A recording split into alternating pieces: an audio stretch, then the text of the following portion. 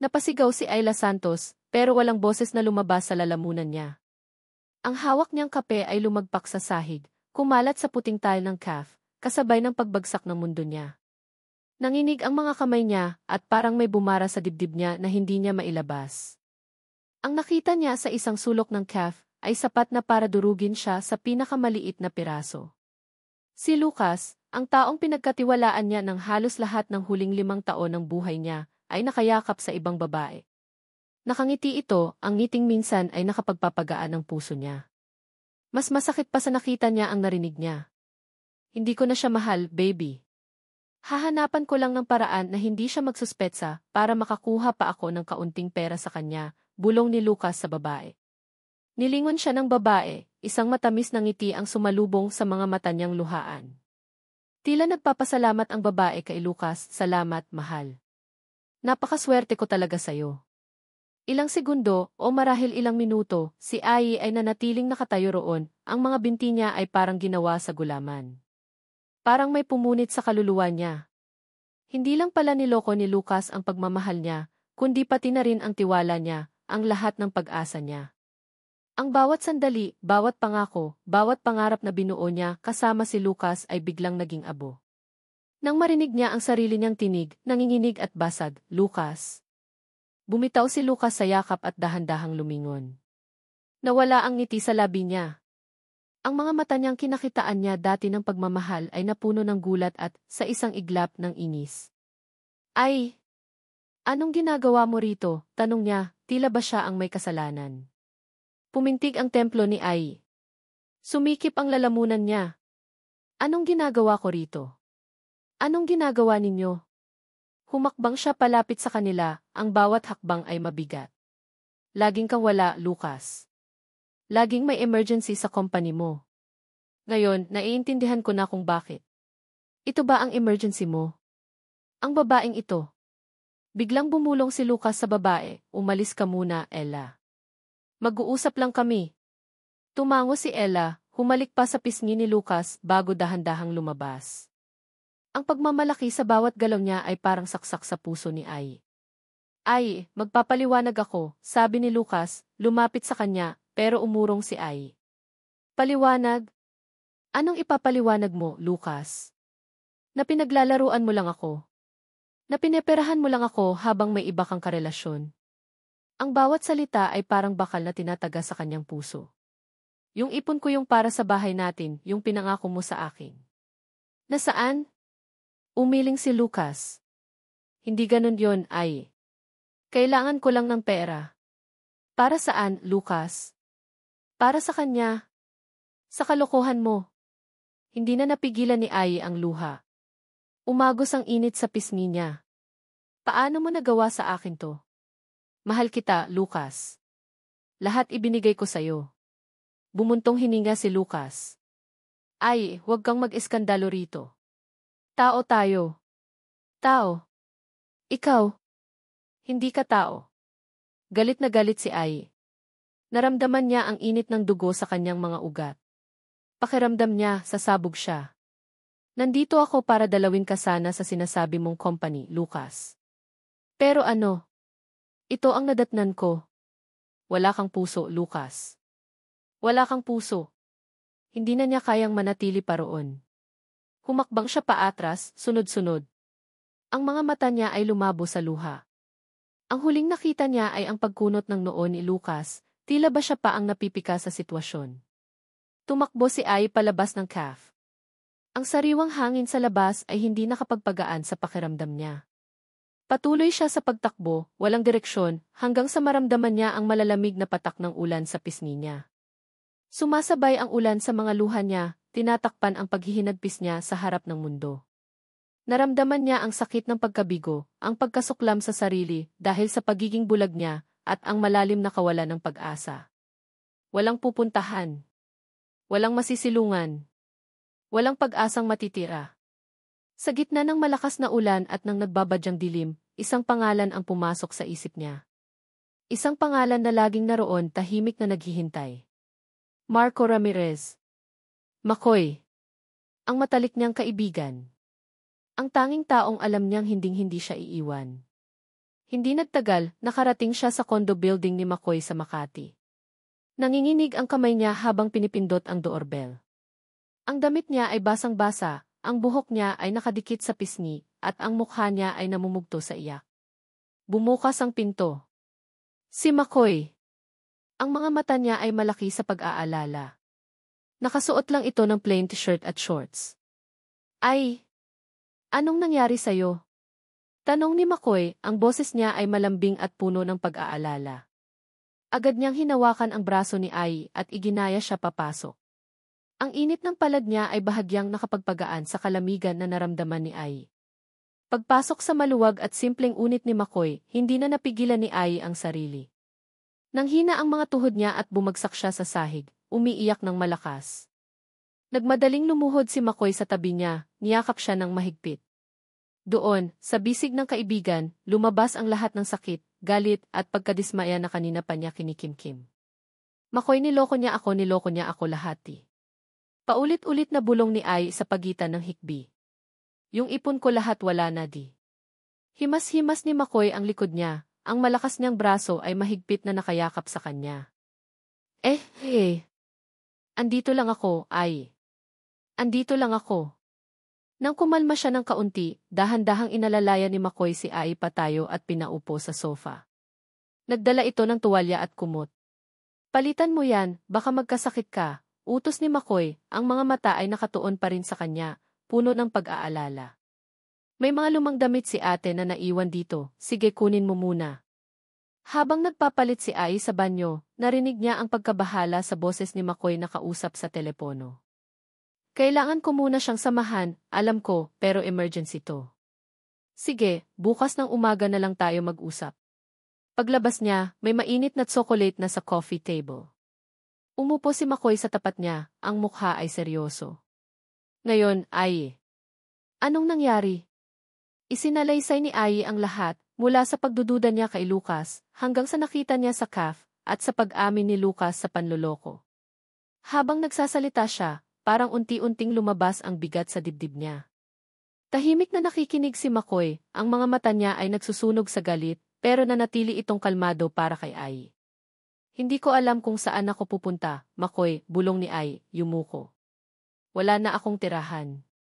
Nawalan na rin ako ng tiwala sa lahat. Natahimik si McCoy. Ilang sandali, tiningnan niya si Ai ng diretso sa mata, ang mga mata niya ay puno ng determinasyon. Ai, alam kong nakakabigla ito, pero may kailangan akong sabihin sa'yo. Ito ang dahilan kung bakit ako kinausap sa telepono kanina. Nag-aalala si Ai. Ano iyon, McCoy? Bumuntong hininga si McCoy. Naaalala mo si Lolo Ricardo? Ang chairman ng company namin? Tumango si Ai. Nag-iwan siya ng di pangkaraniwang huling habilin. Para mapasa sa akin ang buong company at ang lahat ng ari-arian niya, kailangan kong magpakasal. Hindi lang basta kasal, kundi kailangan daw na may asawa na ako bago mag-ika-negatibo 30 kaarawan ko.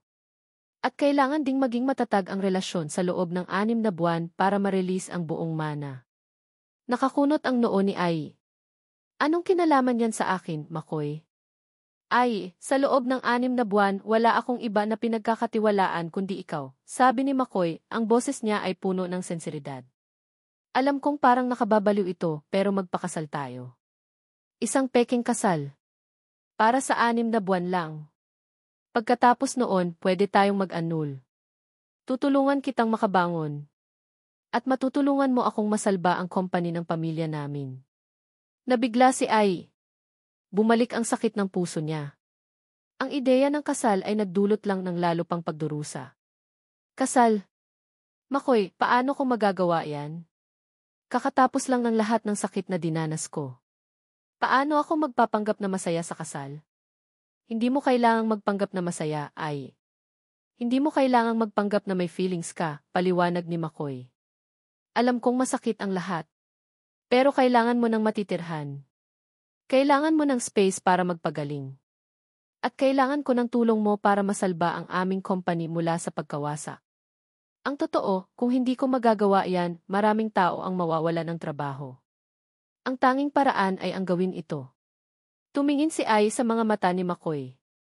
Kitang-kita niya ang bigat ng mundo sa balikat nito. Ang pagkadesperado, ngunit kasabay noon ay ang tiwala. Si McCoy ay laging naging bato na kanyang masandal. Wala siyang ibang pupuntahan. Wala siyang ibang pagpipilian. Pero paano kung nagdadalawang isip si Ai? Ay, magkaibigan tayo. Walang magbabago pagtitiyak ni McCoy. Ito ay isang kontrata. Hindi isang totoong kasal. Pangako. Pinilit ni Ai ang sarili na huminga ng malalim. Ang ideya ay katawa-tawa, kalokohan. Pero ang alternatibo, kawalan ng tirahan, kawalan ng pag-asa. Pero paano natin gagawin yan? Paano kung may magtanong? Ayusin natin ang mga detalye. Gagawin nating kapanipaniwala ang lahat, sabi ni McCoy, ang tinig niya ay puno ng kumpiyansa. Ako ang bahala sa lahat. Kailangan ko lang ang tiwala mo. Matagal na katahimikan. Ang tibok ng puso ni Ai ay malakas na naririnig sa kanyang tenga. Ang utak niya ay nahati. Ang isang bahagi ay gustong tumanggi, tumakbo palayo. Ang isa naman ay alam na ito ang tanging paraan. Sa huli, tumango si Ai. Isang maliit na tango na may kasamang pag-aalinlangan. Okay, McCoy. Gagawin ko. Pero hindi ko alam kung paano. Ngumiti si McCoy, isang ngiting punong-puno ng ginhawa. Salamat, Ai. Salamat talaga. Kinabukasan, lumagda si Ai sa isang legal na dokumento, isang kontrata ng kasal, sa opisina ng abogado ng pamilya Ramirez. Pakiramdam niya ay isa siyang robot, walang buhay. Nakita niya roon si Sofia Ramirez, ang pinsan ni McCoy, na nakatitig sa kanya nang may mapanuring tingin na tila sinusuri ang bawat galaw niya. Ang ngiti ni Sofia ay hindi umabot sa mga mata, nag-iiwan ng pakiramdam ng lamig. Ilang araw ang lumipas, at ang kasal ay nangyari ng mabilis at tahimik, isang civil ceremony lamang, na sinaksihan ng kaunting malapit na kaibigan at miyembro ng pamilya ni McCoy. Ginawa ni Ai ang lahat sa autopilot. Nakangiti siya sa mga litrato, nakikipagkamay, tumango sa mga bati. Ngunit sa loob, may malalim na sugat pa rin. Pagkatapos ng maikling reception, habang si Ai ay nasa sala at umiinom ng tubig, nilapitan siya ni McCoy. Ai, may kailangan akong sabihin sa'yo. Ang boses ni McCoy ay bahagyang nag-aalala. May malaking project kasi sa Cebu na kailangan kong puntahan agad. Importanteng-importante ito para sa company at sa mana ni Lolo Ricardo. Aalis ako bukas ng umaga. Nanlaki ang mga mata ni Ai. Bumaba ang baso mula sa kamay niya, muntik nang mabasag. Naiiwan siyang mag-isa. Sa bagong ibuhayt na ito, na hindi naman talaga totoo. Mag-isa siya. Muli. Bukas na. Tanong niya, ang boses niya ay mahina at halos hindi marinig. Ang bawat salita ay parang suntok sa dibdib. Tumango si McCoy, ang mga mata ay puno ng paghingi ng paumanhin. Ay, kailangan talaga. Pero tatawag ako, ha? At nandito ka naman sa ligtas na lugar. Pangako, aayusin ko ang lahat. Naiwan si Ai sa malawak, tahimik na living room ng kanilang bagong bahay, habang ang ulan ay unti-unting lumalakas sa labas. Ang singsing sa daliri niya ay mabigat, isang paalala ng kasunduan na ginawa niya. Tiningnan niya ang pinto. McCoy ay aalis. At siya, si Ayla Santos, ang may bahay niya, ay naiwang mag-isa sa isang peking kasal, sa isang bahay na puno ng mga alaala ng taong hindi pa niya lubos na kilala, na tila walang katiyakan ang kinabukasan. Ngayon, ano na naman kaya ang mangyayari? Hindi maalala ni Ai ang eksaktong mga salitang sinabi niya sa altar. Ang lahat ay tila isang malabong panaginip. Ang tanging malinaw sa isip niya ay ang bigat ng tingin ni Sofia Ramirez, pinsan ni McCoy, na parang nilulunok siya ng buo. Nakatayo sila ni McCoy sa harap ng isang huwes, sa isang maliit na bulwagan na sadyang inayos para sa isang simpleng kasalan. Walang bulaklak, walang fancy decorations. Para itong isang ordinaryong seremonya, maliban sa katotohanang walang pag-ibig na nagaganap. Tinanggap mo ba si Marco Ramirez bilang iyong legal na asawa, sa hirap at ginhawa, hanggang kamatayan ang maghiwalay sa inyo? Tanong ng huwes. Nilingon ni Ai si McCoy. Nakatitig ito sa kanya, ang mga mata nito ay nagtatago ng isang bagay na hindi niya maintindihan. Isang bagay na hindi niya pa nakikita noon sa mga mata ng kaibigan niya. Hindi niya masabi kung pag-aalala ba, o pagod, o kung ano. Pero sa isang iglap, habang nakatitig sila sa isa't isa, naramdaman niya ang init ng kamay ni McCoy na humawak sa kanya. Mahigpit. Puno ng pagtiyak. Parang sinasabi nito na, kahit ano pa ang mangyari, andito lang ako. Opo, mahina niyang sagot. Ang boses niya ay nanginginig. Tinanggap mo ba si Ayla Santos bilang iyong legal na asawa? Opo. Ang sagot ni McCoy ay malinaw, malakas, at may kaunting pagiging matatag na hindi niya inaasahan. Sa loob ng ilang minuto, natapos ang seremonya. Tinawag sila ng huwes na mag-asawa. Mag-asawa. Ang salitang iyon ay parang isang suntok sa kanyang sikmura. Mag-asawa, pero hindi sa tunay na kahulugan ng salita. May iilang pumalakpak. Si Tita Elena, ang tiyahin ni McCoy, ay lumapit at yumakap kay Ay. Welcome sa pamilya, Ija. Kay tagal na naming gustong magkaroon ng ganito kagandang asawa si McCoy. Umiti si Ay ng pilit. Nilingon niya si Sofia, na nakatayo sa isang sulok, nakangiti rin, ngunit ang mga mata nito ay nanlilisik. Parang may sinasabi ang mga matang iyon, hindi pa tayo tapos. Naging mabilis ang sumunod na resepsyon sa isang pribadong silid. Walang handa, walang sayawan. Nagkaroon lang ng kaunting kainan at picture-taking. Sa lahat ng oras, naramdaman ni Ay ang mga mata ni Sofia na nakasunod sa kanya. Pakiramdam niya, hinuhusgahan siya sa bawat paghinga niya. Nang matapos ang kainan, lumapit si McCoy kay Ay. Ay, kailangan ko nang umalis. Napakunot ang noo ni Ay. Ngayon na. Hinihintay na ako sa airport. May private jet ang company na maghahatid sa akin. Malaking proyekto ito, Ay. Kailangan kong maayos para sa kinabukasan ng kumpanya. Nakita ni Ai ang pagod sa mga mata ni McCoy at ang determinasyon. Naglakad sila papunta sa parking area. Ang mga kamay ni Ai ay nanginginig. Ito na naman. Mag-iisa na naman siya. Sa airport, tahimik lang silang dalawa. Ang hangin ay malamig at tila sumasabay sa lamig na naramdaman ni Ai sa loob ng kanyang puso. McCoy, nagsalita siya sa wakas. Sigurado ka ba sa lahat ng ito? Sa kasal na ito? Lumingon si McCoy sa kanya. Ang mga mata nito ay seryoso. Ay, alam kong mahirap ito. Pero kailangan nating gawin. Para sa kapakanan mo at para sa company namin. Huwag kang mag-alala, pangako, babalik ako kaagad. Babalik ka ba talaga? Bulong ni Ai, na para bang hindi niya sigurado kung maririnig pa ba siya. Ang pangako ni Lucas ay sariwa pa sa kanyang isip. Babalik ako, Ay, mariing sagot ni McCoy. Hinawakan niya ang kamay ni Ai, at muling naramdaman ni Ai ang init ng palad nito. Ngunit sa pagkakataong ito, may kasamang kakaibang hapdi. Ingat ka dito. Tatawag ako kaagad pagdating ko doon.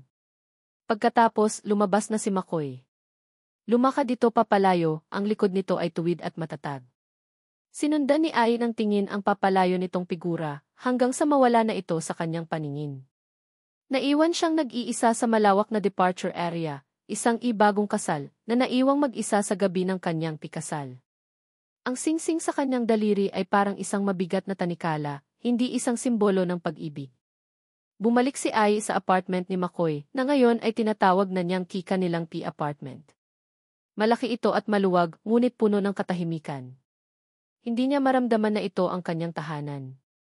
Bawat sulok ay may bakas ng presensya ni McCoy. Ang mga libro nito sa istante, ang mga blueprint na nakakalat sa work table, ang amoy ng kape na ginagawa nito tuwing umaga. Dahan-dahan, nagsimula siyang libutin ang apartment. Nagpunta siya sa bedroom na ngayon ay kanilat na. Malinis at ayos ang lahat. May mga damit ni McCoy sa closet, ang bawat isa ay nakasabit ng maayos.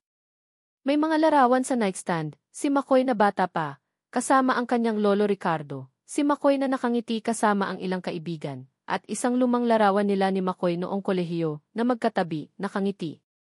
Naaalala niya ang araw na iyon. Isang simpleng lakad lang nila sa parke, pero puno ng tawanan at mga kwentuhan. Naramdaman ni Ai ang kirot sa puso niya. Kung dati ay simple lang ang buhay niya, ngayon ay magulo na.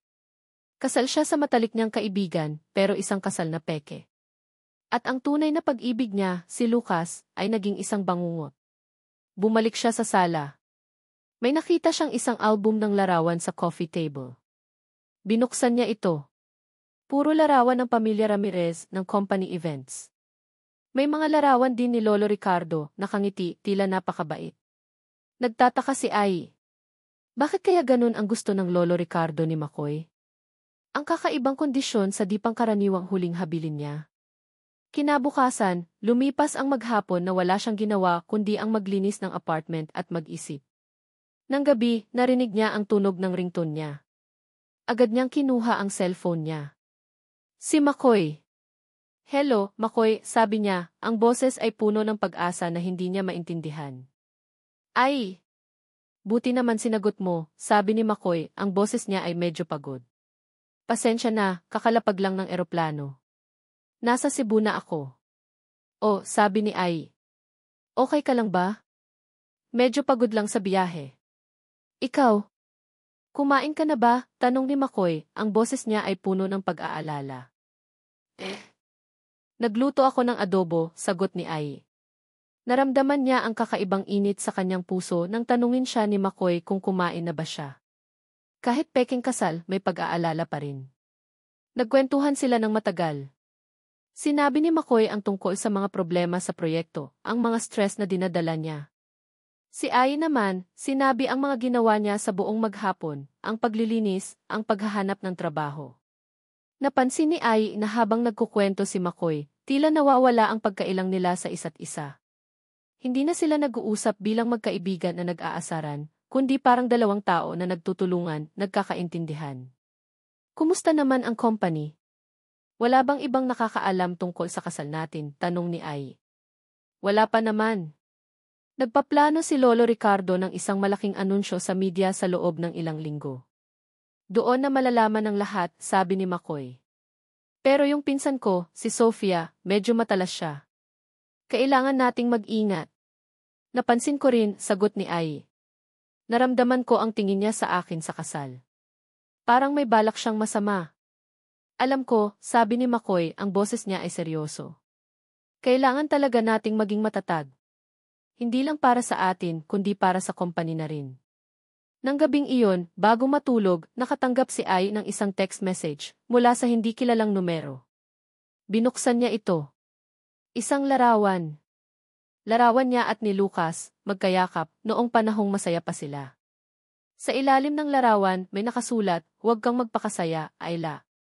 Ang kaligayahan mong huwad ay hindi magtatagal. Hindi ka kailanman magiging maligaya. Nagmamatsyag lang ako. Nanghina ang mga tuhod ni Ai. Bumagsak ang cellphone niya sa kama. Ang larawan. Ang mensahe. Hindi ito posibleng mangyari. Alam niya kung sino ang nagpadala nito. Si Lucas. Hindi niya maintindihan. Bakit pa? Tapos na ang lahat sa kanila. Ayaw niyang maniwala. Nanginginig ang mga kamay ni Ai.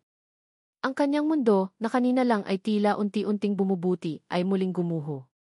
Ang mga salita ni Lucas ay umalinggaw sa kanyang isip. Niyakap niya ang kanyang sarili, pinipigilan ang luha. Takot ang naramdaman niya. Takot para sa sarili niya. Takot para sa kasal niya kay McCoy. Takot para sa lahat ng bagay na sinisimulan niyang itayo muli. Hindi pa rin pala tapos. Nakaupo si McCoy sa isang malaking mesa sa conference room ng bagong project sa Cebu. Ang mga blueprint ay nakakalat sa harapan niya. Ang ingay ng construction sa labas ay pumapasok sa silid, ngunit hindi iyon ang pinakamalaking ingay sa utak niya. Si Ai.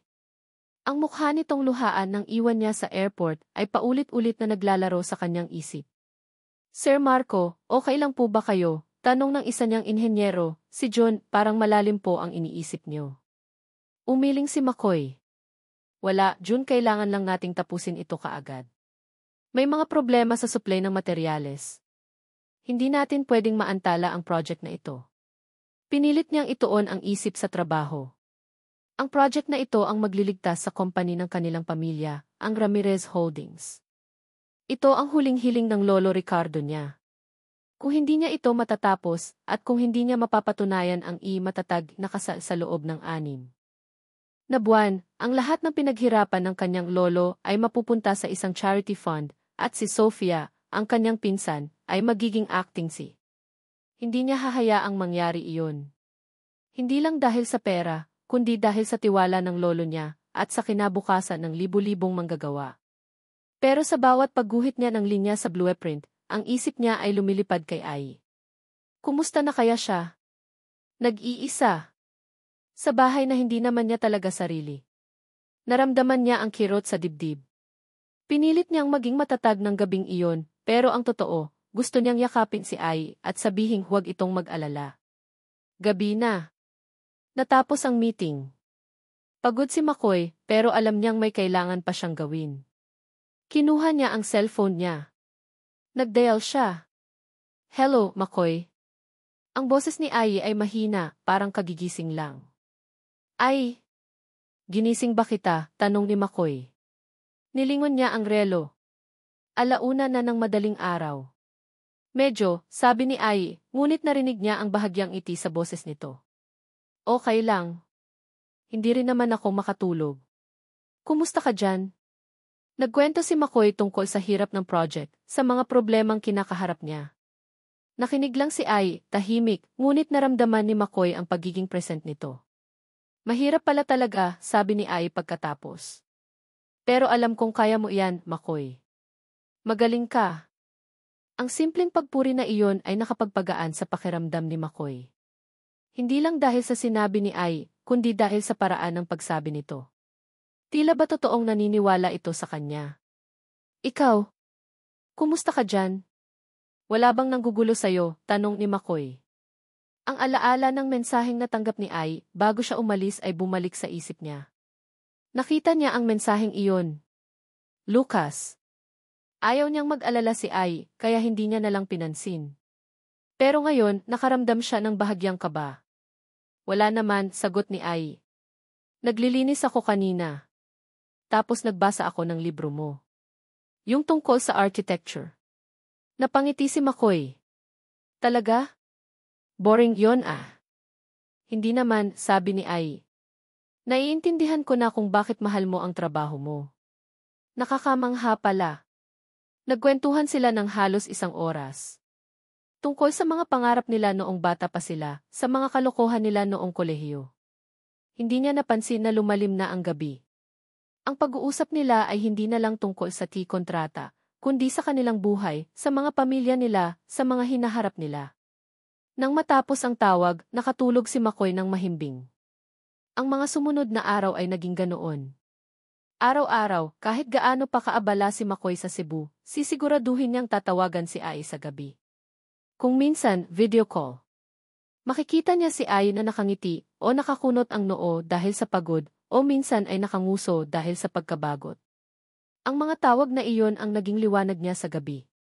Isang gabi, habang kausap niya si Ai, tinanong niya, kumusta ka na ngayon? Wala na bang gulo? Narinig ni McCoy ang pag-atubili ni Ai. Wala naman, medyo stress lang sa paghahanap ng trabaho. Alam ni McCoy na may itinatago si Ai. May nararamdaman siyang kaba sa dibdib niya. Mayroon pa ring hindi niya alam. Pagkatapos ng tawag, napaupo si McCoy sa kama. Hiling niya na sana ay totoong kasal ang kasal nila. Ai! Ang pangalan nito ay bumulong sa isip niya. Naaalala niya ang unang pagkakataon na nakita niya si Ai. Nasa freshman orientation sila. Si Ai, nakatayo sa isang sulok, nakasuot ng simpleng dress, pero ang mga mata nito ay kumikinang sa kuryosidad. Simula noon, hindi na niya inalis ang paningin dito. Lihim siyang nagmahal. Sa lahat ng panahon. Ngunit natatakot siyang sumugal. Paano kung masira ang pagkakaibigan nila? Paano kung tanggihan siya ni Ai? Mas gugustuhin pa niyang maging kaibigan na lang ni Ai habang buhay kaysa mawala ito sa buhay niya. Nang nag-propose siya ng kasal, hindi lang ito dahil sa di pangkaraniwang huling habilin ng kanyang lolo. Ito ay pagkakataon. Isang pagkakataon na makasama si Ai kahit sa maikling panahon. Isang pagkakataon na alagaan ito, protektahan ito. Ngunit ang bawat araw na kasama niya si Ai, kahit sa pamamagitan lang ng telepono, ay lalong nagpapatunay na ang pagmamahal niya ay lumalalim. At ang peking kasal ay nagiging masakit na paalala ng kanyang mga lihim. Biglang pumasok sa isip niya ang di pangkaraniwang huling habilin ni Lolo Ricardo. Kinuha niya ang kopya ng di pangkaraniwang huling habilin na laging nakatago sa drawer niya.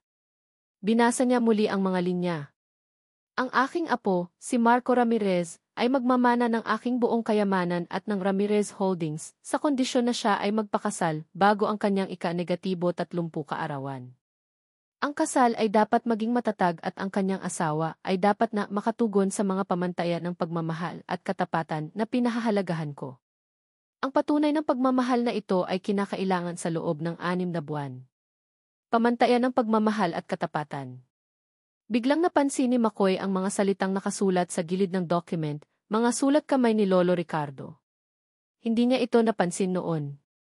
Ang pag-ibig ay hindi lang sa kasunduan, kundi sa pagkakaintindihan at pagpapatawad. Makikita mo ang tunay na pag-ibig sa gitna ng unos. Napangiti si McCoy ng mapait. Naintindihan niya. Ito ay hindi lang isang legal na kondisyon. Ito ay isang pagsubok. Isang paraan para pilitin siyang harapin ang kanyang mga takot.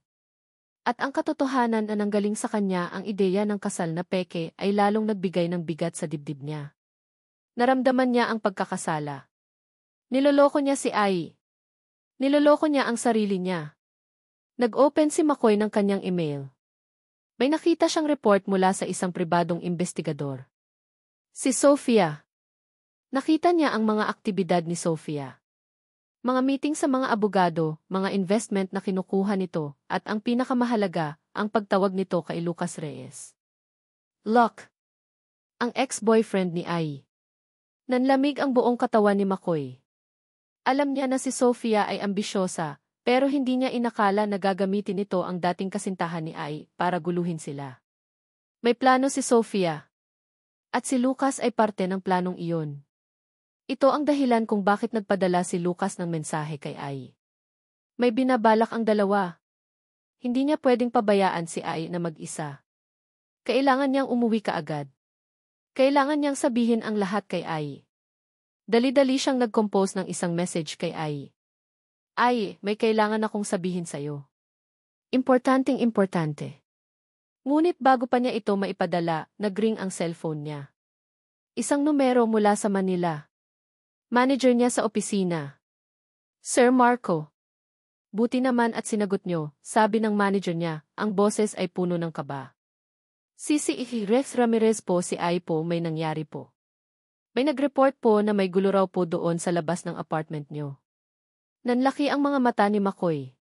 Bumagsak ang cellphone sa kamay niya. Ang mensahe na sana ay ibubunyag niya ang lahat ay nanatiling hindi na ipadala. Ang mukha niya ay puno ng pag-aalala at takot. Ang kanyang buong sistema ay napuno ng adrenaline. IED. Bulong niya. Hindi niya pinansin ang phone na bumagsak. Ang tanging alam niya ay kailangan niyang umuwi. Ngayon na. Hindi mapakali si Ai. Lumipas ang ilang araw pagkatapos umalis ni McCoy patungong Cebu, at kasabay ng pagliit ng pagitan sa pagitan nila sa pamamagitan ng mga tawag at text, ay ang paglaki ng kaba sa dibdib niya. Lalo na pagkatapos ng huling text message na natanggap niya mula sa hindi kilalang numero. Si Lucas. Hindi niya inakala na muli itong manggugulo. Isang hapon, habang abala si Ai sa pag-aayos ng mga libro sa shelf ni McCoy, nag-ring ang cellphone niya. Unknown number. Hindi niya agad sinagot pero nag-text ulit. Alam ko kung nasaan ka. At alam ko ang ginagawa mo. Nanginig ang mga kamay ni Ai. Bumagsak ang librong hawak niya. Si Lucas. Wala siyang ibang kilala na kayang gawin ang bagay na ito. Bakit? Bakit niya ginugulo ulit ang buhay niya? Tapos na ang lahat sa kanila. Maya-maya, tumawag ulit. Nag-atubili si Ai, pero sa huli, sinagot niya. Hello. Ang boses niya ay nanginginig. Hi, baby. Namiss mo ba ako? Ang boses ni Lucas, na minsan ay nakapagpapagaan ng puso niya, ngayon ay parang lason na kumalat sa buong katawan niya. Lucas, anong gusto mo? Huwag mo akong guluhin. Nagsisimula ng mangilid ang luha sa mga mata ni Ai. Ano ang gusto ko? Ikaw. At ang lahat ng nakawin mo mula sa akin, tumawa si Lucas, isang malamig na tawa. Alam ko ang tungkol sa kasal mo sa Marco na yan ay. Pekeng kasal. Di ba? Akala mo ba maitatago mo yan sa akin? Napakababaw mo. Paano mo nalaman? Nagulantang si Ai. Hindi niya maintindihan. Sino ang nagsabi? May mga mata ako sa lahat ng sulok, Ai. Ang kontrata ninyo. Nakakatuwa. Alam mo bang pwede kong sirain ang lahat ng iyan? Pwede kong sabihin sa lahat na niloloko niyo lang ang pamilya Ramirez, na pera lang ang habol mo. At kapag nangyari yon, ay, babalik ka sa akin. O mas malala pa, wala kang pupuntahan. Nanginginig ang buong katawan ni Ai. Pakiramdam niya ay may gumagapang na lamig mula sa kanyang lalamunan patungo sa kanyang puso. Wala akong pakialam sa pera, Lucas. Hindi na ako babalik sa'yo. Sino ka para sirain ang buhay ko? Huwag kang magmamatapang, Ai, banta ni Lucas. May isa pa akong bagay na pwedeng gawin. Alam mo bang may mga sekreto si Marco na kailangan mong malaman? Mga sekreto na siguradong gugulatin ka.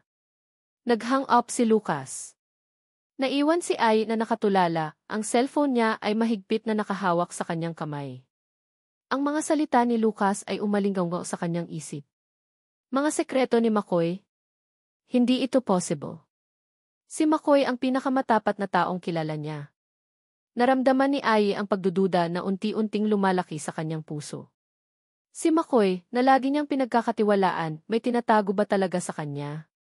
Sinubukan niyang tawagan si McCoy. Pero hindi sinasagot. Nag-text siya, ngunit walang reply. Paulit-ulit niyang sinubukan hanggang sa napagod na lang siya. Malamang ay abala ito sa project sa Cebu. Ngunit ang pagkabigo ay dumagdag sa kanyang takot.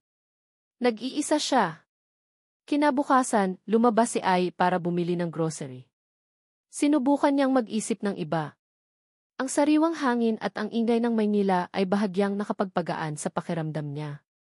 Habang naglalakad siya pabalik sa apartment ni McCoy, naramdaman niya ang kakaibang pakiramdam na may nakamasid sa kanya. Nilingon niya ang likod niya. Wala. Pero ang pakiramdam ay hindi nawala. Pinabilis niya ang lakad. Nang malapit na siya sa building, nakita niya si Lucas.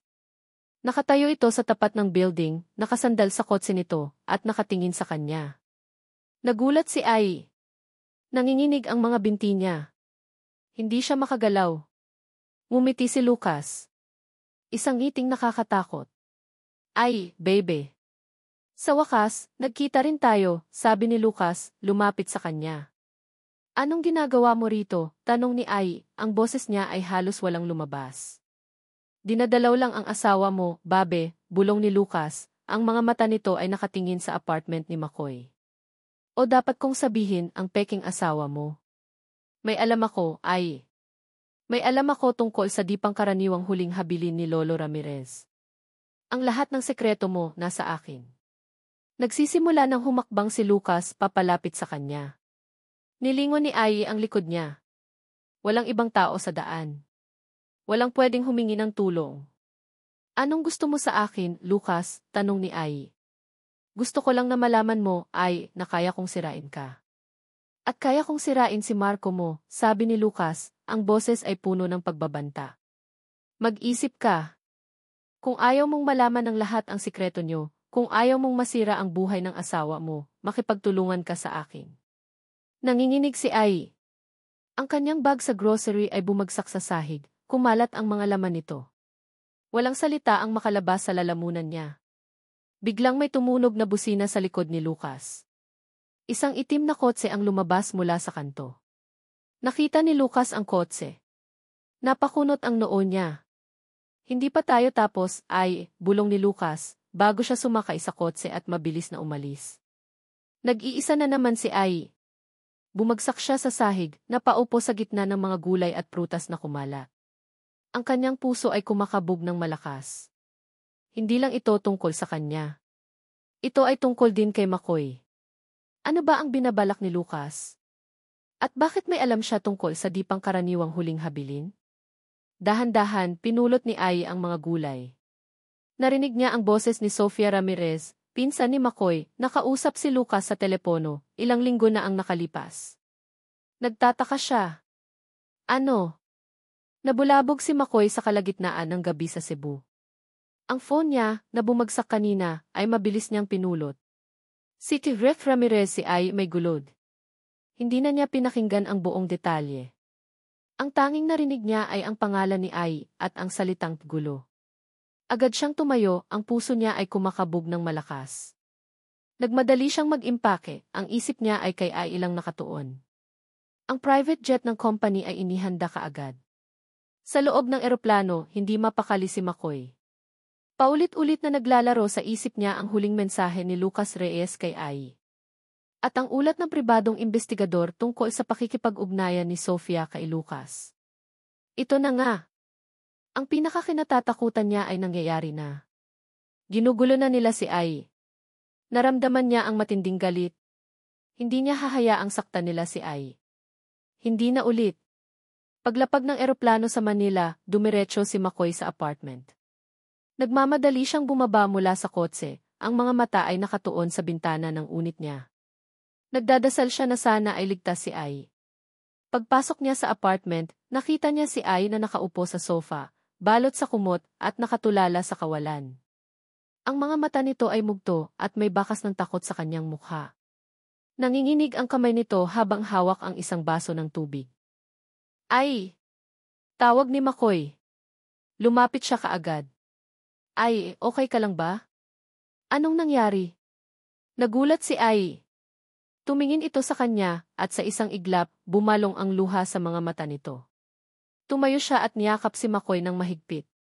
Ang yakap nito ay puno ng takot at pagdududa at pagkalito. McCoy, si Lucas, ginugulo niya ako. Hikbi ni Ai. Sinabi niya alam niya ang tungkol sa kasal natin at may sinabi siyang may alam siya tungkol sa iyo mga sekreto. Kumala si McCoy sa yakap. Hinawakan niya ang mukha ni Ai, tiningnan ang mga mata nito. Nakita niya ang sakit at pagdududa. Alam niyang ito na ang tamang oras para sabihin ang ilan sa mga bagay na alam niya. Ngunit hindi pa ang lahat. Hindi pa niya kayang ilantad ang buong katotohanan tungkol sa di pangkaraniwang huling habilin ni Lolo Ricardo, lalo na sa kalagayan ni Ai. Ai, kalma ka lang, sabi ni McCoy, pinupunasan ang luha ni Ai. Kakausapin ko si Lucas. Hinding-hindi ka na niya guguluhin ulit. Pangako. Niyakap niya ulit si Ai, hinimas ang likod nito, sinubukang magbigay ng comfort. Naramdaman niya ang panginginig ng katawan ni Ai. May gusto siyang gawin, McCoy, bulong ni Ai. Ayaw niya na maging masaya ako. Sinabi niya na sisirain niya ang kasal natin. Hinigpitan ni McCoy ang yakap. Hindi niya magagawa yon. Nandito ako para protektahan ka. Sa mga oras na iyon, may nag-doorbell. Tumayo si McCoy. Nakaramdam siya ng matinding galit. Alam niyang si Lucas ito. Pagbukas ng pinto, nakatayo si Lucas sa labas, may ngiti sa labi. Sa likod niya, nakita ni McCoy ang itim na kotse na nakita ni Ai kahapon. Hindi ito nag-iisa. Well. Ang bagong kasal. Kumusta, Marco, sabi ni Lucas, ang ngiti nito ay puno ng panunuya. Nabalitaan ko, nagmamadali ka raw umuwi. May problema ba? Lumabas si McCoy at sinara ang pinto sa likod niya, para hindi marinig ni Ai ang mangyayari. Ang kanyang mga kamao ay nakakuyom. Anong gusto mo, Lucas? Tanong ni McCoy, ang boses niya ay kalmado, ngunit puno ng galit. Gusto ko lang na malaman mo na si Ai ay hindi karapat-dapat sa'yo. At ang kasal ninyo, alam kong peke. Gusto mong malaman kung paano ko nalaman? Tumawa si Lucas. Mayroon akong boss na masama ang loob sa'yo, Marco. At handa itong gawin ang lahat para sirain ka. At si Ai, isang magandang panimula para doon. Anong pinagsasabi mo, tanig ni McCoy?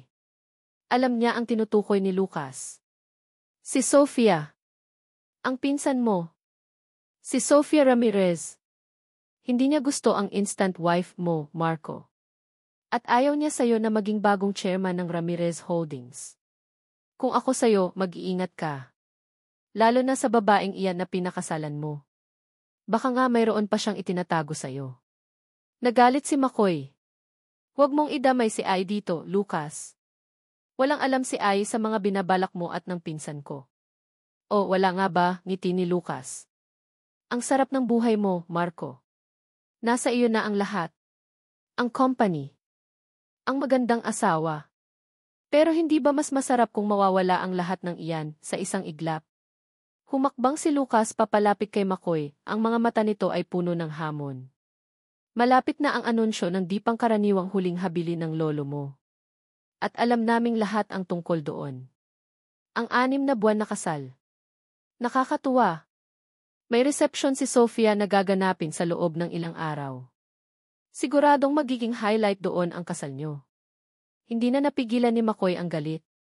Nakuha niya ang kwelyo ni Lucas. Huwag mong subukan, Lucas. Kilala kita. Wala kang balak kundi manloko. Kung may nangyari kay Ai, magbabayad ka. Talaga? Anong gagawin mo? Sasabihin mo ba sa buong mundo na peke ang kasal mo? Hamon ni Lucas. Kung ako sa'yo, Marco, mag-ingat ka. Marami kaming alam na pwedeng sumira sa'yo. Hinagis ni McCoy si Lucas. Tumawa si Lucas habang umaatras. Magkita tayo sa reception, Marco. Siguradong magiging masaya iyon, sabi ni Lucas, bago siya sumakay sa kotse.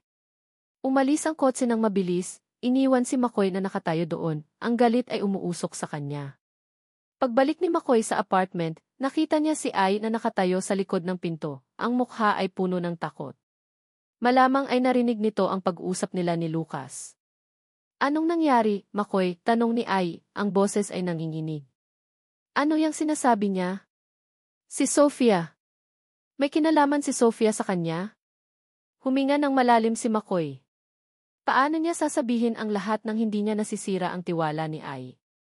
Ay, si Lucas kaibigan siya ni Sofia. Alam niyang lahat ng ginagawa ni Sofia para masira ang company namin. At ginagamit niya lang si Lucas para gawin iyon. Napakunot ang noo ni Ai. Pero bakit niya alam ang tungkol sa kasal natin? At bakit may sinabi siyang may alam siya tungkol sa di pangkaraniwang huling habilin? Natahimik si McCoy. Hindi niya kayang sabihin ang buong katotohanan. Hindi pa. Hindi pa handa si Ai para doon. Ay, si Lolo Ricardo may mga kaaway din siya sa business. At ang di pangkaraniwang huling habilin niya ay isa sa mga paraan niya para protektahan ang company mula sa mga taong tulad ni Sofia, paliwanag ni McCoy, sinubukang maging makatotohanan. Si Lucas, ginagamit lang siya ni Sofia para guluhin tayo. Narinig siguro niya ang tungkol sa di pangkaraniwang huling habilin mula kay Sofia at sa kasal natin. Umiling si Ai. Hindi siya kumbinsido. Nakita ni McCoy ang pagdududa sa mga mata nito. Bakit mo itinago sa akin na magkaibigan pala si Lucas at si Sofia? Tanong ni Ai, ang boses nito ay puno ng sakit. Dati pa lang may pakiramdam na ako. May tinatago ka pa rin sa akin, McCoy. Hindi mo sinasabi ang buong katotohanan. Naramdaman ni McCoy ang sakit sa dibdib. Gusto niyang sabihin ang lahat, ngunit natatakot siya. Natatakot siyang mawala ang tiwala ni Ai. Natatakot siyang saktan ito ng mas malala. Ay, hindi ko lang gusto na mag-alala ka, sabi ni McCoy. Mag-alala? McCoy, halos masira na ang buhay ko. At ngayon, nadamay ka pa sa akin. Bakit mo ba ako sinasama sa lahat ng gulong ito? Bakit mo ako pinakasalan? Ang mga mata ni Ai ay puno ng galit at pagkabigo. Kung alam ko lang na ganito, hindi ko sana tinanggap ang kasal na ito. Lumapit si McCoy, sinubukang hawakan ang kamay ni Ai. Ai, hayaan mo akong magpaliwanag. Itinulak siya ni Ai. Wala nang kailangan ipaliwanag, McCoy. Sino ka ba talaga? Akala ko kilala kita. Akala ko, ikaw ang kaibigan kong laging matapat. Pero ngayon, pakiramdam ko, niloloko mo rin ako. Ikaw din, parang si Lucas. Nagsisinungaling. May tinatago. Hindi makapagsalita si McCoy. Ang mga salita ni Ai ay parang kutsilyo na sumaksak sa kanyang puso. Ang sakit sa mga mata ni Ai ay sapat na para durugin siya. Sa mga sandaling iyon, nagring ang doorbell. Isang lalaking nakasuot ng suit ang nakatayo sa labas, may hawak na isang sobre. Kayo po ba si Marco Ramirez at Emrek Ayla Ramirez? Tanong ng lalaki. Tumango si McCoy, ang isip niya ay naguguluhan pa rin sa mga sinabi ni Ai. Ibinigay ng lalaki ang sobre kay McCoy. Mula po ito kay Atty. Santos, abogado ng Ramirez Holdings. Iniimbitahan po kayo sa isang espesyal na press conference na inihanda ni Sofia Ramirez. para raw po linawin ang lahat ng pagdududa tungkol sa kasal ninyo. Nanginig ang kamay ni McCoy habang hawak ang sobre. Tumingin siya kay Ai. Nagkatinginan sila. Ang parehong takot at pagkabahala ay makikita sa kanilang mga mata. Isang bitag. Alam nilang pareho iyon. At hindi sila handa. Hindi nakatulog si Ai ng gabing iyon. Ang sobrang iniabot ng lalaking nakasuot ng suit ay nakalapag sa coffee table, isang paalala ng nagbabadyang unos. Press conference. Ang mga salitang iyon ay umalinggaw sa kanyang isip, nagdadala ng takot at pagkabigla. Bitag. Iyon ang agad na pumasok sa isip niya. Nakita niya si McCoy na pabalik-balik sa sala, ay hawak na cellphone, tila may kinakausap na abogado. Ang mukha nito ay seryoso at ang mga mata ay puno ng pag-aalala. Sa loob niya, naramdaman ni Ai ang kirot.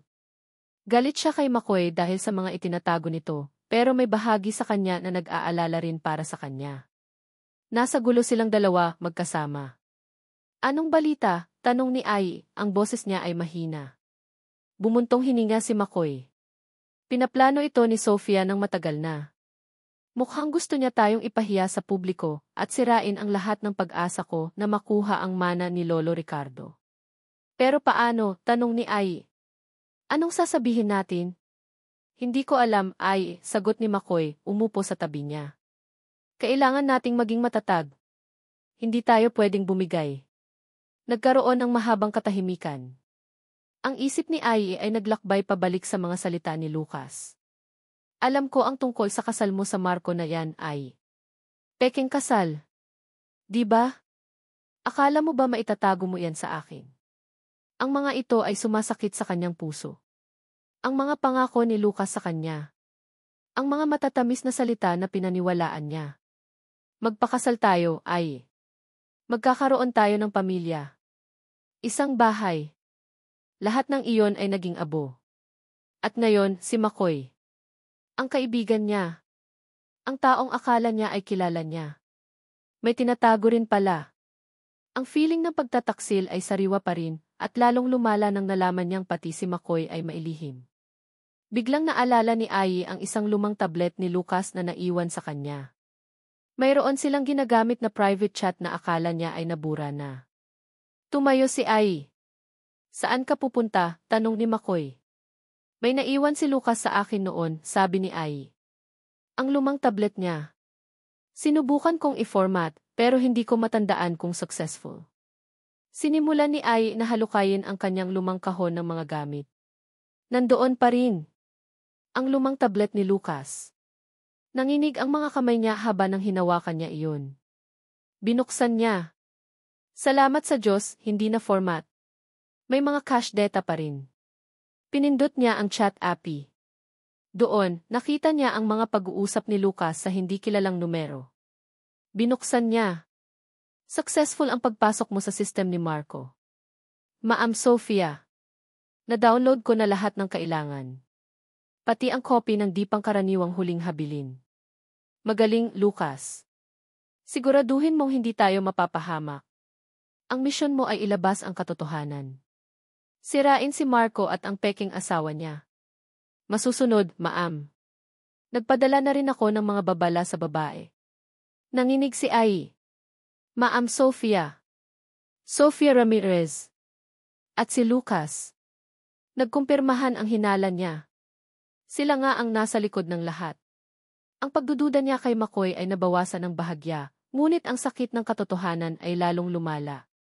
Pinaglalaruan sila. Silang dalawa. Anong nakita mo, Ai? Tanong ni McCoy na lumapit sa kanya. Ibinigay ni Ai ang tablet kay McCoy. Tingnan mo. Binasa ni McCoy ang mga chat logs. Ang mukha niya ay napuno ng galit. Ang mga kamao niya ay nakakuyom. Mga walang hiya. Alam ko na may binabalak si Sofia, pero hindi ko inakala na gagamitin niya si Lucas at ganito pa kasama ang plano niya. Nilingon ni McCoy si Ai, ang mga mata nito ay puno ng paghingi ng paumanhin. Ai, alam kong galit ka sa akin. Alam kong may mga itinago ako. Pero lahat ng ito ay may dahilan. Protektahan ka lang. Umiling si Ai. Hindi mo kailangan akong protektahan sa pamamagitan ng pagsisinungaling, McCoy.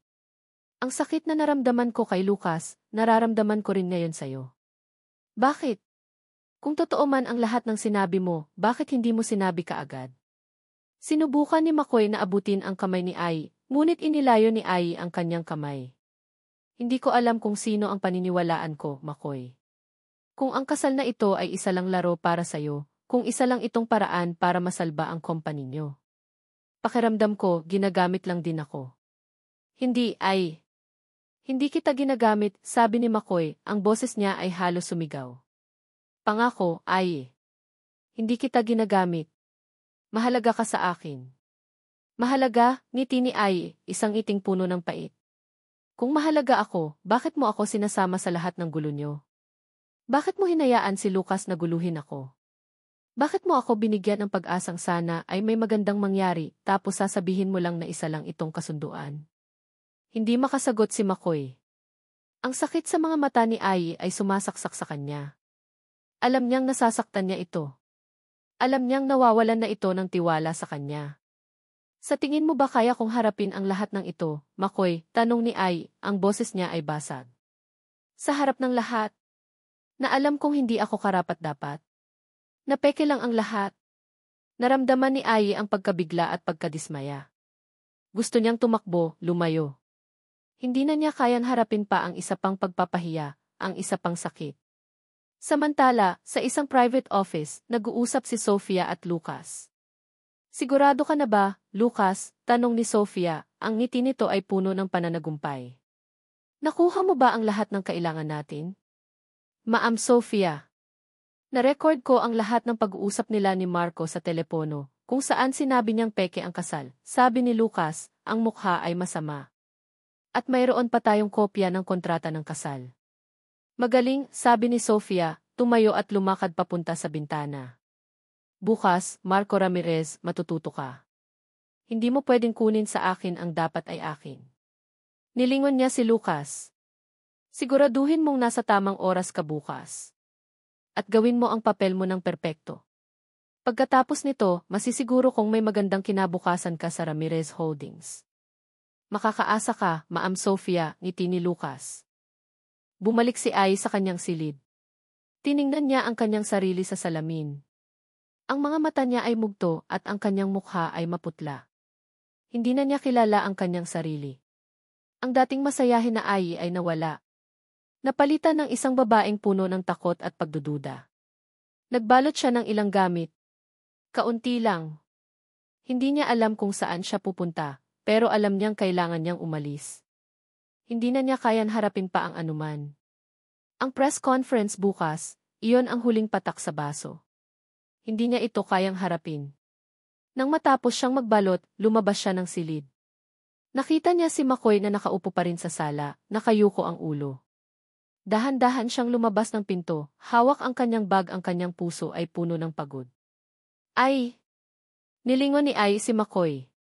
Nakatayo ito, ang mga mata ay puno ng pagtataka. Aalis ako, McCoy, sabi ni Ai, ang boses niya ay halos hindi marinig. Hindi ko na kaya. Hindi ko kayang harapin yan bukas. Hindi ko kayang mapahiya ulit. Humakbang si Ai papalabas ng pinto. Ngunit bago pa siya makalabas, mabilis na lumapit si McCoy at hinawakan ang braso niya. Hindi, Ai. Hindi ka aalis, sabi ni McCoy, ang mga mata niya ay puno ng determinasyon at isang bagay na hindi maintindihan ni Ai. Kailangan mong manatili. Hindi kita hahayaang harapin ang lahat na mag-isa. Nasa loob si McCoy ng bulwagan, nakatayo sa tabi ni Ai, habang ang mga kamera at flash ay tuloy-tuloy sa pagkindat sa kanila. Ang ingay ng mga mamamahayag ay naghahalo sa kanyang pandinig, parang isang malaking ugong. Ang mga salita ni Ai na hindi ko na kaya ay umalinggaw sa kanyang isip. Hinawakan niya ng mahigpit ang kamay ni Ai, naramdaman niya ang panginginig nito. Ai, magtiwala ka lang sa akin, bulong ni McCoy sa tainga nito. Haharapin natin ito ng magkasama. Tiningnan siya ni Ai, ang mga mata nito ay puno ng takot at pagdududa. Walang tiwala. Iyon ang nakita niya. Ang pagkabigo. Masakit. Ngunit alam niya na kailangan niyang maging matatag. Para sa kanilang dalawa. Biglang lumiwanag ang ilaw sa harapan. Lumakad si Sofia Ramirez, ang kanyang pinsan, na nakasuot ng isang eleganteng puting dress. Ang kanyang ngiti ay nakakapanindig balahibo, puno ng pagmamalaki at pananagumpay. Sa tabi niya, si Lucas Reyes. Ang ngiti nito ay mas masama at nakatitig ito ng diretsyo kay Ai. Pumunta si Sofia sa podium. Maraming salamat po sa inyong pagdalo sa press conference na ito. Nais ko lang po linawin ang ilang issue na may kinalaman sa pamilya Ramirez at sa future ng Ramirez Holdings.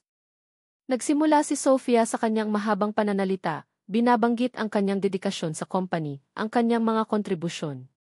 Tinitigan siya ni McCoy. Alam niya na ito na ang panimula ng kanilang pagbagsak.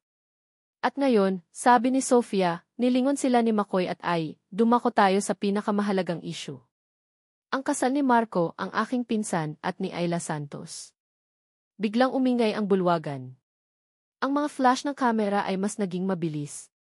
Ang kasal na ito, patuloy ni Sofia, ang boses ay puno ng pighati, ay hindi totoo. Ito ay isang kasunduan lamang. Isang kasunduan na ginawa para lamang makuha ni Marco ang mana ni Lolo Ricardo. At sa kasamaang palad, ginamit niya ang isang inosenteng babae, si Ayla Santos, para sa kanyang pansariling interes. Nagulantang ang lahat. Ang mga mamamahayag ay nagsimulang magtanungan. Naramdaman ni McCoy ang paghigpit ng hawak ni Ai sa kamay niya. Ang kanyang mga mata ay nanlaki sa pagkabigla at takot. May ebidensya kami, sabi ni Sofia, nagsignal kay Lucas. Lumapit si Lucas sa podium, may hawak na isang sobre. Ibinigay niya ang sobre kay Sofia. Binuksan ni Sofia at nilabas ang ilang documents at larawan. Narito ang kopya ng kasunduan ng kasal na pinirmahan ni na Marco at Ayla, sabi ni Sofia, ipinapakita ang dokumento. Malinaw na nakasaad dito na ito ay isang peking kasal lamang na may duration na 6 na buwan. At narito rin ang mga text messages at recordings ng mga pag-uusap nila kung saan ay inamin ni Marco na isa lang itong negosyo para makakuha siya ng mana. Parang may bumagsak na malaking bato sa dibdib ni McCoy. Ang mga recording. Ang mga text. Alam niyang nakuha ito ni Lucas mula sa kanyang phone o email. Nagawa ito ni Lucas. At ang pinakamasakit, patuloy ni Sofia, tiningnan si Ai na may pagkaawa, na puno ng pagmamalaki, ay ginamit ni Marco ang sitwasyon ni Ayla, ang kanyang pagiging vulnerable, para lamang pumayag ito sa kasal na ito. Si Ayla Santos, na dating kasintahan ni Lucas Reyes, ay sinasamantala lamang para sa pansariling kapakanan ni Marco.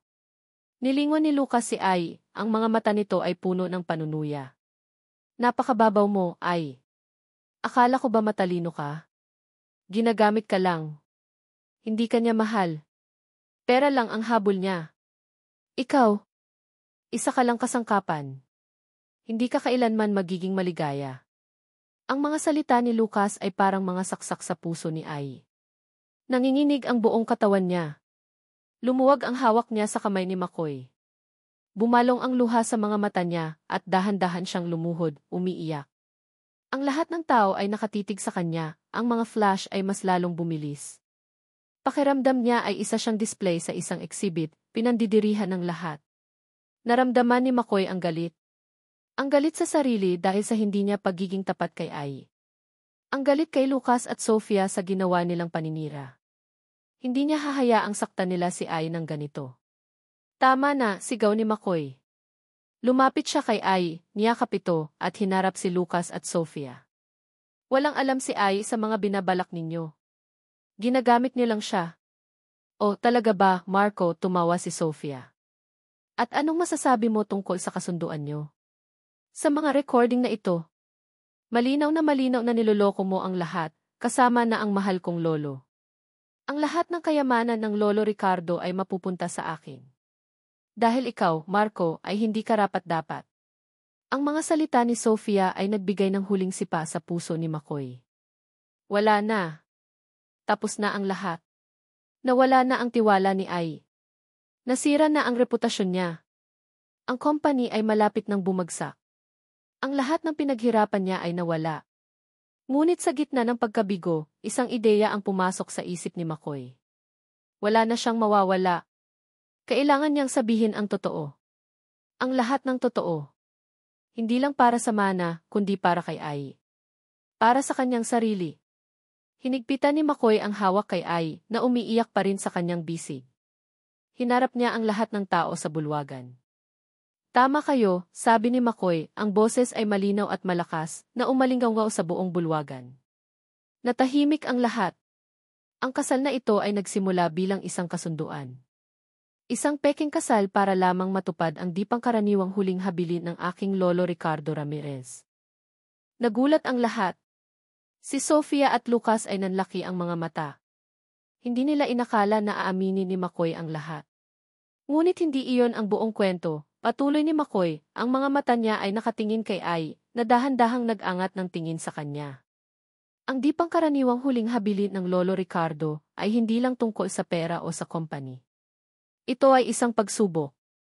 Isang paraan para pilitin akong harapin ang sarili ko. Pilitin akong magmahal ng totoo. Dahil ang totoo, mahal ko si Ai. Nagulat ang lahat. Ang mga mata ni Ai ay nanlaki sa pagkabigla. Mahal ko si Ai, hindi lang bilang kaibigan, sabi ni McCoy, ang boses niya ay puno ng emosyon, kundi higit pa sa lahat. Mahal ko siya bago pa man niya makilala si Lucas. Lihim ko siyang minahal sa lahat ng panahon. Natatakot akong masira ang pagkakaibigan namin, kaya hindi ko ipinagtapat. Nang makita ko siyang nasasaktan dahil kay Lucas, nang makita ko siyang walang mapupuntahan, nakita ko ang pagkakataon na maprotektahan siya. Naglakad si McCoy papalayo sa podium, palapit kay Ai. Lumuhod siya sa harap nito. Ang kasal na ito ay nagsimula bilang isang kasunduan, Ai, sabi ni McCoy, ang mga mata niya ay puno ng luha. Pero para sa akin, hindi kailanman naging peke ang mga feelings ko para sa iyo. Gusto kong maging totoo ang kasal na ito. Gusto kong mahalin ka ng buo, Ai. Hindi kita ginamit. Nilinlang ko ang sarili ko dahil sa takot. Takot na hindi mo ako mahalin. Takot na mawala ka sa buhay ko. Nagulat ang lahat. Pati si Sofia at Lucas. Hindi nila inakala na ganito ang mangyayari. Ang di pangkaraniwang huling habilin ni Lolo Ricardo ay nakasaad, sabi ni McCoy, nilingon ang lahat, na ang kasal ay dapat maging matatag at ang kanyang asawa ay dapat na makatugon sa mga pamantayan ng pagmamahal at katapatan. Hindi tungkol sa pera o sa posisyon. Tungkol ito sa pag-ibig. At sa iyo, Ai, nakita ko ang lahat ng iyon. Ang tapang mo. Ang pagiging matatag mo. Ang puso mo. Patawarin mo ako sa lahat ng kasinungalingan, Ai. Patawarin mo ako sa hindi ko pagiging tapat kaagad. Umiyak si Ai. Ang mga luha niya ay hindi na dahil sa sakit, kundi sa pagkabigla at pagkalito. Hindi niya maintindihan. Totoo ba ang lahat ng sinasabi ni McCoy? Ngunit mayroon pa akong isang bagay na dapat sabihin, sabi ni McCoy, tumayo at hinarap si Sofia at Lucas. Si Lucas Reyes, siya ay isang pawn lamang sa laro ni Sofia. Nalaman ko na siya ay bahagi ng scheme ni Sofia para sirain ako at makuha ang Ramirez Holdings. Siya ang responsable sa pagkuha ng mga confidential files at paggulo kay Ai. At para doon, magbabayad siya. Biglang bumukas ang pintuan ng bulwagan. Pumasok ang dalawang pulis. Lucas Reyes, ikaw ay inaresto sa kasong harassment, trespassing, at corporate espionage, sabi ng isang pulis. Nanlaki ang mga mata ni Lucas. Si Sofia ay nagulat, hindi makapagsalita. Nilingon ni McCoy si Ai. Ang mga mata niya ay puno ng pag-asa. Ai, mahal kita. Tutu. Sana ay bigyan mo ako ng pagkakataon na patunayan iyon. Naiwan si Ai na nakatulala, ang kanyang puso ay naghahalo sa damdamin. Ang sakit ng pagtataksil. Ang pagkabigla sa pag-amin ni McCoy. Ang pag-asa. Hindi niya alam kung ano ang dapat paniwalaan.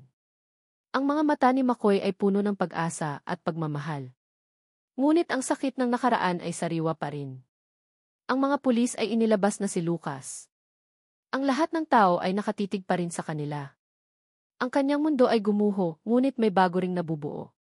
Umuwing tahimik sina Ai at McCoy mula sa press conference. Ang ingay ng mga mamamahayag at ang pagkakadiskubre sa peking kasal ay umalinggaw pa rin sa tenga ni Ai. Ang mga huling salita ni McCoy, ang pag-amin nitong mahal siya, at ang pagdating ng pulis para arestuhin si Lucas, ay tila bumubuo ng isang malaking gulong sa kanyang isip. Hindi niya alam kung ano ang dapat paniwalaan o kung paano magre-react. Ang kanyang puso ay sugatan pa rin mula sa panloloko ni Lucas, at ngayon, mayroon na namang panibagong pasakit at pagkabigla. Pagkapasok nila sa apartment, bumagsak si Ai sa sofa. Hindi na siya umiiyak, pero ang sakit sa kanyang dibdib ay mas malala pa. Si McCoy, umupo sa tapat niya, ang mga mata nito ay puno ng pag-aalala at isang uri ng pag-asa. Ay, simula ni McCoy, ang boses niya ay malambing, alam kong marami akong kailangan ipaliwanag. Nilingon ni Ai si McCoy. Bakit, McCoy? Bakit mo itinago ang lahat? Kung totoo ang sinasabi mo na mahal mo ako, bakit mo ako sinaktan ng ganito? Naramdaman ni Ai ang kirot sa kanyang lalamunan. Ang bawat salita ay lumalabas na may bigat. Ang sakit, McCoy. Ang sakit ng panloloko ni Lucas. At ngayon, ikaw hindi ko na alam kung sino ang paniniwalaan ko. Bumuntong hininga si McCoy. Ay, alam kong nasaktan kita. At wala akong karapatan na humingi ng kapatawaran sa ngayon. Ang lahat ng ginawa ko ay dahil sa takot. Takot na mawala ka sa buhay ko. Takot na tanggihan mo ako. Matagal na kitang mahal, Ai. Simula pa noong kolehiyo. Ikaw ang laging pinapangarap ko. Naglakad si McCoy papalapit sa kanya, lumuhod sa harapan niya. Nang dumating ang di pangkaraniwang huling habilin ni Lolo Ricardo, nakita ko ito bilang isang pagkakataon. Isang paraan para maprotektahan ka mula sa sitwasyon mo. At makasama ka kahit sa peking paraan. Ang mga sinabi ko sa mga recording na negosyo lang ito iyon ay dahil sa takot ko na mabuking. Na malaman mo ang totoong nararamdaman ko at tumakbo ka palayo. Ang mga sulat kamay ni Lolo Ricardo sa di pangkaraniwang huling habilin ay, patuloy ni McCoy, ang boses ay puno ng pag-asa. Hindi lang ito tungkol sa pera. Ito ay isang pagsubok. Sinabi niya na ang pag-ibig ay hindi lang sa kasunduan, kundi sa pagkakaintindihan at pagpapatawad. At makikita mo ang tunay na pag-ibig sa gitna ng unos. Tiningnan ni Ai ang mga mata ni McCoy. Nakita niya ang sensiridad. Ang sakit sa kanyang puso ay unti-unting nabawasan, napalitan ng isang kakaibang init. Naaalala niya ang mga tawag ni McCoy mula Cebu, ang mga gabing nagkwentuhan sila. Ang pag-aalala nito sa kanya. Ang mga simpleng bagay na nakapagpagaan sa loob niya. Kaya ko pa ba, McCoy? Tanong ni Ai, ang boses ay mahina. Pagkatapos ng lahat ng ito. Kaya natin, Ai, sagot ni McCoy, hinawakan ang kamay niya. Hindi kita iiwan. Hinding-hindi ka nasasaktan ulit. Pangako. Handa akong gawin ang lahat para maibalik ang tiwala mo. Handa akong patunayan na totoo ang pagmamahal ko sa'yo. Pinikit ni Ai ang kanyang mga mata. Matagal siyang nag-isip. Ang takot ay naroon pa rin, ngunit mas malaki ang pag-asa. Si McCoy. Ang kaibigan niya. Ang taong laging naroon para sa kanya. Ang taong nagmahal sa kanya ng lihim sa lahat ng panahon. Kung kaya niyang magpatawad, kung kaya niyang magtiwala ulit, may pag-asa. Okay, sabi ni Ai, ang boses ay nanginginig. Pero kailangan nating harapin si Sofia. Kailangan nating ayusin ang lahat. Napangiti si McCoy. Isang ngiting puno ng ginhawa. Salamat, Ai. Salamat. Gagawin natin yan ng magkasama. Kinabukasan, si Ai at McCoy, kasama ang abogado ni McCoy, ay nagpulong para pagplanuhan ang kanilang susunod na hakbang. Ang mga chat logs at recordings na nakuha ni Ai mula sa tablet ni Lucas ang naging pinakamahalagang ebidensya. Malinaw na inilalantad ang conspiracy ni Sofia at Lucas. Ito ay sapat na para masira ang kredibilidad ni Sofia, Jimmy Ramirez, sabi ng abogado. At para mapatunayan na pinagsasamantalahan lang niya ang sitwasyon. Sa mga sumunod na araw, lumabas ang mga balita tungkol sa skandal na pinasimulan ni Sofia. Ngunit sa halip na siraan sina Ai at McCoy, ang mga tao ay nagsimulang magpakita ng suporta. Lalo na nang malaman nila ang buong kwento mula sa mga lumabas na ebidensya. Ang integrity ni Lolo Ricardo ay naipagtanggol at ang kasamaan ni Sofia ay nabuking. Si Sofia Ramirez, sa harap ng hindi maitatangging ebidensya at pampublikong pagtuligsa, ay tuluyang nawalan ng suporta mula sa pamilya Ramirez at sa Board of Directors. Ang kanyang reputasyon ay nasira at ang lahat ng kanyang ambisyon ay naglaho. Si Lucas Reyes naman ay nahaharap sa mga kasong corporate espionage at harassment. Sa Ramirez Holdings, mabilis na naibalik ang kaayusan. Sa pagkakataong ito, si McCoy ay hindi lang pinuno ng company, kundi isang pinuno na pinagkakatiwalaan at minamahal ng kanyang mga empleyado. At sa tabi niya, si Ai, na naging kanyang inspirasyon at lakas. Pagkatapos ng ilang linggo, muling nagplano sina Ai at McCoy ng isang kasal. Ngayon, isa na itong tunay na kasal. Hindi na dahil sa di pangkaraniwang huling habilin, kundi dahil sa pag-ibig na lumago mula sa mga pagsubok. Isang simpleng kasal sa isang simbahan na dinaluhan ng mga taong tunay na nagmamahal sa kanila. Habang naglalakad si Ai sa pasilyo, nakangiti siya. Ang puting wedding dress niya ay sumasalamin sa bagong pag-asa sa kanyang puso. Nakita niya si McCoy na naghihintay sa altar, ang mga mata nito ay puno ng luha ng kaligayahan. Sa pagkakataong ito, walang duda.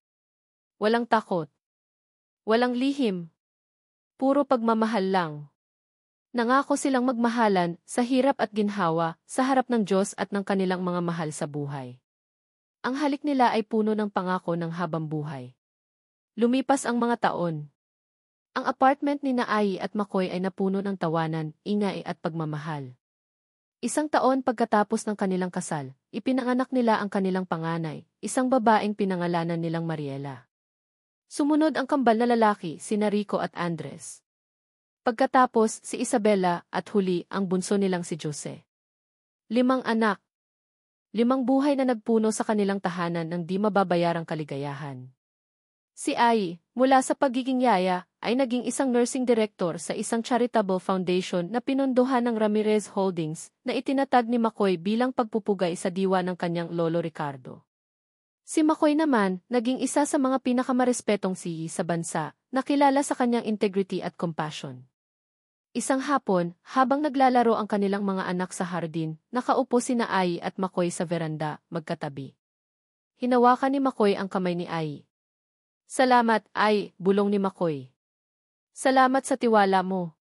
Salamat sa pagpapatawad mo. Salamat sa pagbibigay mo sa akin ng pamilyang ito. Ngumiti si Ai, sumandal sa balikat ni McCoy. Ang araw ay unti-unting lumulubog, nagbibigay ng ginintuang kulay sa langit.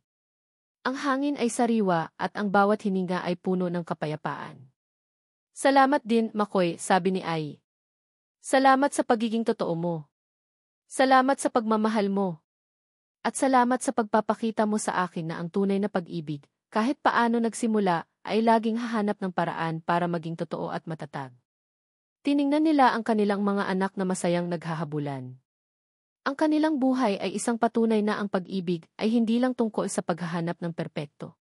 Ito ay tungkol sa pagtanggap sa mga pagkukulang, pagpapatawad sa mga pagkakamali, pagiging tapat, at pagbuo ng isang matatag na pundasyon ng tiwala, kahit sa mga pinaka-hindi inaasahang simula.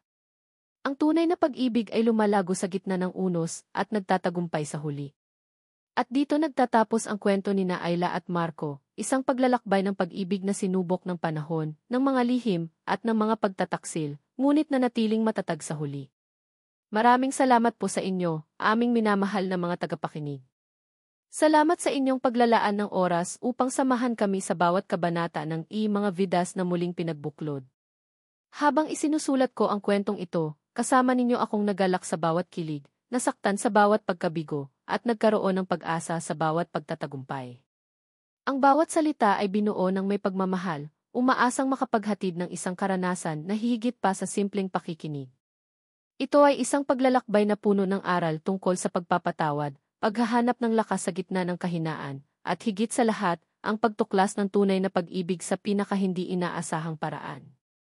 Naway naramdaman ninyo ang puso sa likod ng bawat linya, at naway iniwan nito sa inyong mga puso ang isang magandang alaala. Ang pag-ibig ay hindi lang tungkol sa paghahanap ng perpekto, kundi sa pagtanggap sa mga pagkukulang, pagpapatawad sa mga pagkakamali, at pagbuo ng isang matatag na pundasyon ng tiwala. Sana po ay may natutunan kayo at napukaw ang inyong damdamin. Ibahagi po ninyo ang inyong mga saloobin sa comment section sa ibaba. Gusto po naming marinig ang inyong mga kaisipan at damdamin. Muli, maraming salamat po sa inyong walang sawang suporta. Lihim ng puso.